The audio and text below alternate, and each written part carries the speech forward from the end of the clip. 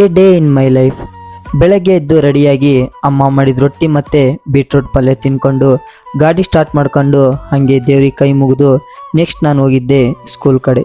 ಸ್ಕೂಲಲ್ಲಿ first ನಡೆಯೋದೇ assembly. ಆ ಅಸೆಂಬ್ಲಿಯಲ್ಲಿ GK questions ಯಾವ ಥರ ಕೇಳ್ತಾರೆ ಕೇಳಿಸ್ಕೊಳ್ಳಿ. Largest continent in the world. Right answer Asia.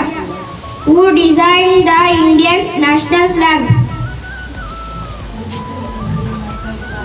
I repeat, who designed the Indian national flag?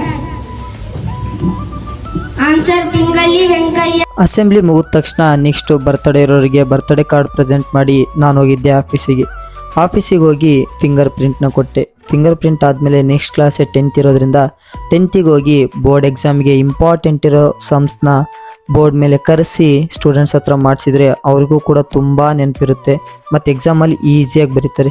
Next LKG UKG ಮಕ್ಕಳು ನೋಡ್ರಿ ಆ್ಯಕ್ಟಿವಿಟಿನ ಎಷ್ಟು ಚೆನ್ನಾಗಿ ಮಾಡ್ತಿದ್ದಾರೆ ಅಂತ.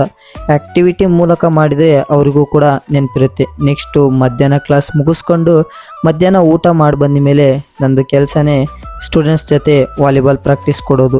ಅದಾದಮೇಲೆ ನೆಕ್ಸ್ಟ್ ಕೊಟ್ಟಿದ್ದೆ ಕಬಡ್ಡಿ ಪ್ರಾಕ್ಟೀಸು. ಕಬಡ್ಡಿನೂ ಕೂಡ ತುಂಬ ಚೆನ್ನಾಗಿ ಆಡ್ತಾರೆ. ಅದಾದಮೇಲೆ 8ನೇ ಕ್ಲಾಸ್ ಗರ್ಲ್ಸು ಸರ್ ನಮಗೂ ಕೂಡ ಖೋಖೋನ ಪ್ರಾಕ್ಟೀಸ್ ಕೊಡಿ ಅಂತ ಅಂದರು.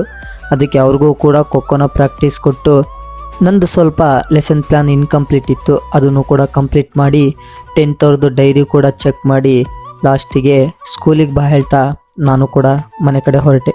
ಇವತ್ತಿನ ವಿಡಿಯೋ ಇಷ್ಟ ಆದರೆ ಫಾಲೋ ಮಾಡಿ, ಸಪೋರ್ಟ್ ಮಾಡಿ.